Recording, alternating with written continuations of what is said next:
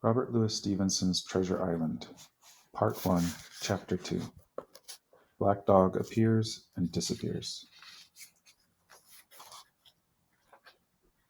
It was not very long after this that there occurred the first of the mysterious events that rid us at last of the captain, though not, as you will see, of his affairs. It was a bitter, cold winter, with long, hard frosts and heavy gales, and it was plain from the first that my poor father was little likely to see the spring. He sank daily, and my mother and I had all the inn upon our hands, and were kept busy enough without paying much regard to our unpleasant guest. It was one January morning, very early, a pinching, frosty morning, the cove all grey with hoar-frost, the ripple lapping softly on the stones, the sun still low, and only touching the hill-tops and shining far to seaward. The captain had risen earlier than usual, and set out down the beach, his cutlass swinging under the broad skirts of an old blue coat, his brass telescope under his arm, his hat tilted back upon his head. I remember his breath hanging like smoke in his wake as he strode off, and the last sound I heard of him as he turned the big rock was a loud snort of indignation, as though his mind was still running upon Dr. Livesey. Well, mother was upstairs with father, and I was laying the breakfast table against the captain's return, when the parlour door opened, and a man stepped in, on whom I had never set my eyes before. He was a pale, tallowy creature, wanting 2 fingers of the left hand, and though he wore a cutlass, he did not look much like a fighter. I had always my eye open for seafaring men, with 1 leg or 2, and I remember this one puzzled me. He was not sailorly, and yet he had a smack of the sea about him too. I asked him what was for his service, and he said he would like take rum. But as I was going out of the room to fetch it, he sat down upon a table, and motioned me to draw near. I paused where I was with my napkin in my hand. "Come here, sonny," says he. "Come near here." I took a step nearer. "Is this here table for my mate Bill?" he asked, with a kind of a leer. I told him I did not know his mate Bill, and this was for a person who stayed in our house, whom we called the captain. "Well," said he, "my mate Bill would be called the captain as like as not. He has a cut on 1 cheek, and a mighty pleasant way with him, particularly in drink, has my mate Bill. We'll put it, for argument like, that your captain has a cut on 1 cheek, and we'll put it, if you like, that the cheek's the right one. Ah, well, I told you. Now is my mate Bill here in this house?" I told him he was out walking. "Which way, sonny, which way is he gone?" And when I had pointed out the rock, and told him how the captain was likely to return, and how soon, and answered a few other questions, "Ah," said he, "this'll be as good as a drink to my mate Bill." The expression of his face as he said these words was not at all pleasant, and I had my own reasons for thinking that the stranger was mistaken, even supposing he meant what he said. But it was no affair of mine, I thought, and besides, it was difficult to know what to do. The stranger kept hanging about just inside the inn door, peering round the corner like a cat waiting for a mouse. Once I stepped out myself into the road, but he immediately called me back, and as I did not obey quick enough for his fancy, a most horrible change came over his tallowy face, and he ordered me in with an oath that made me jump. As soon as I was back again, he returned to his former manner, half fawning, half sneering, patted me on the shoulder, told me I was a good boy, and he had taken quite a fancy to me. "I have a son of my own," said he, "as like as you as 2 blocks, and he's all the pride of my art.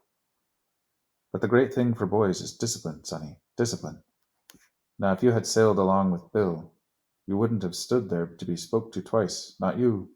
That was never Bill's way, nor the way of sich as sailed with him. And here sure enough is my mate Bill, with a spyglass under his arm, bless his old art, to be sure.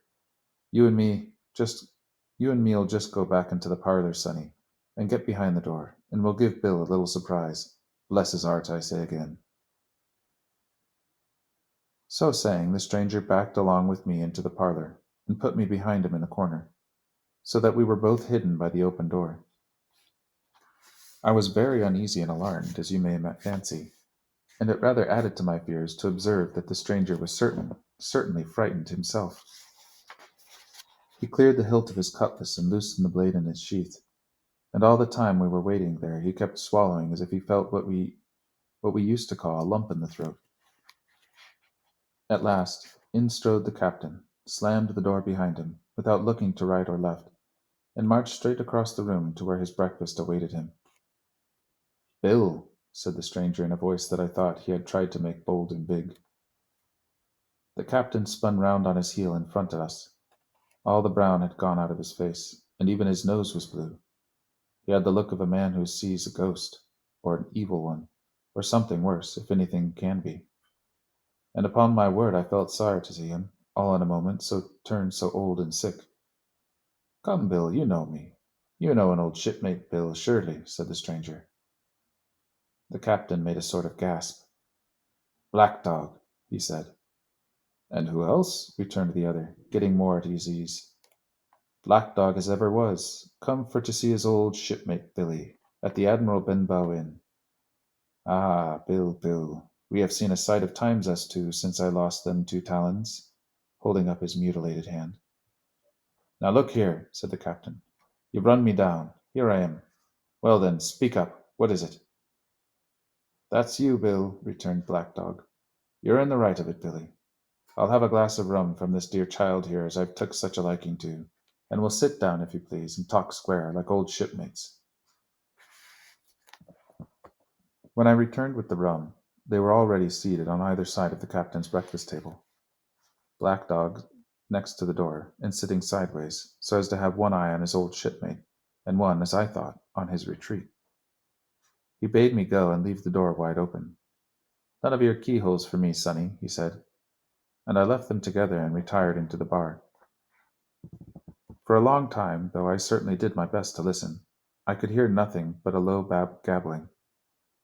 But at last the voices began to grow higher, and I could pick up a word or two, mostly oaths from the captain. "No, no, no, no, and an end of it," he cried once, and again, "if it comes to swinging, swing all, say I."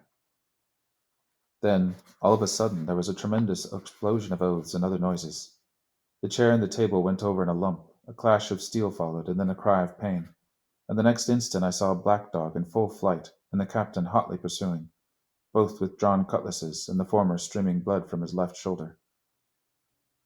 Just at the door, the captain aimed at the fugitive one last tremendous cut, which would certainly have split him from the chine to the chine had it not been intercepted by our big signboard of Admiral Benbow.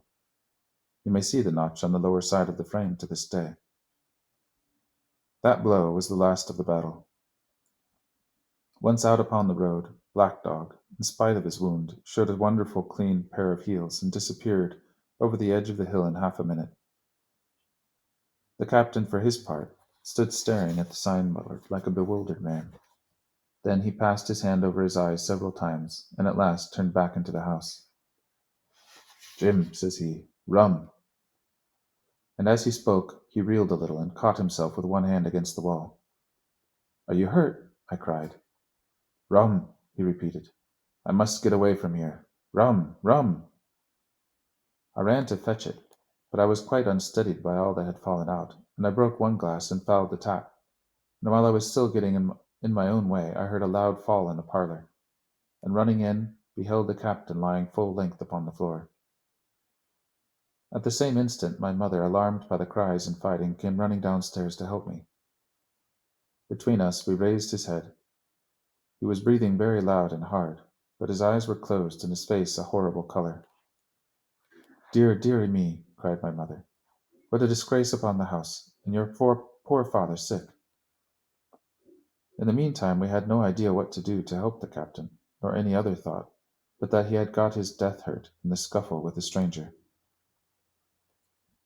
I got the rum, to be sure, and tried to put it down his throat, but his teeth were tightly shut, and his jaws as strong as iron. It was a happy relief for us when the door opened and Dr. Livesey came in, on his visit to my father.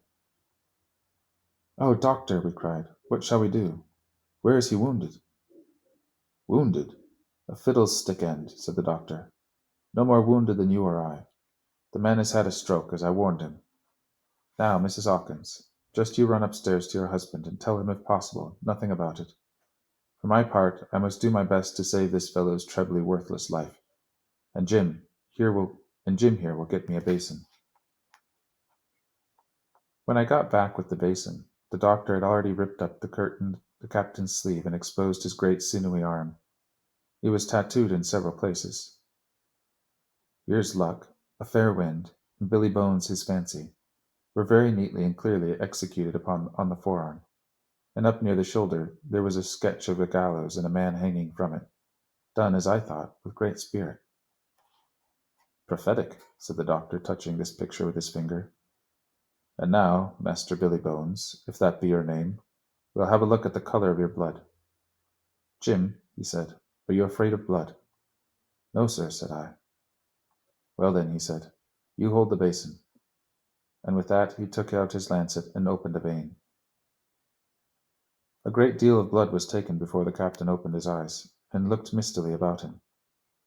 First he recognized the doctor with an unmistakable frown. Then his glance fell upon me, and he looked relieved. But suddenly his color changed, and he tried to raise himself, crying, "Where's Black Dog?" "There is no Black Dog here," said the doctor, "except what you have on your own back. You've been drinking rum, you've had a stroke, precisely as I told you, and I have just very much against my own will dragged you head foremost out of the grave.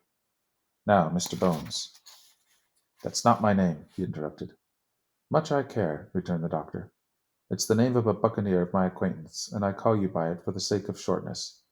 And what I have to say to you is this. One glass of rum won't kill you, but if you take one you'll take another and another, and I stake my wig if you don't break off short you'll die. Do you understand that? Die, and go to your own place like the man in the Bible. Come now, make an effort. I'll help you to your bed for once." Between us, with much trouble, we managed to hoist him upstairs, and laid him on his bed, where his head fell back on the pillow as if he were almost fainting. "Now mind you," said the doctor, "I clear my conscience. The name of rum for you is death." And with that he went off to see my father, taking me with him by the arm.